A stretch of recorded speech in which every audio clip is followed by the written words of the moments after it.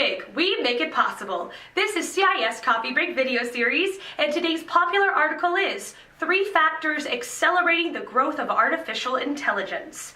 This article discusses how artificial intelligence is the up-and-coming major thing of high-tech business and what 3 things are creating a force in the innovation of it. The first is advanced computing architecture. Because of the constant rise of artificial intelligence, graphics processing units, GPU, have been in demand, as well as other main sources.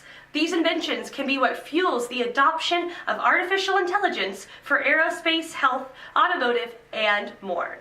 The second is progress in deep neural networks. At this part in the article, we go into detail about the networks evolving and helping the progress of artificial intelligence, from ANN to CNN to GAN. Last but not least, the third is accessibility to historical data sets. With the ability of the cloud, we are able to store countless data sets that ultimately help with predicting weather and medical diagnosis and more.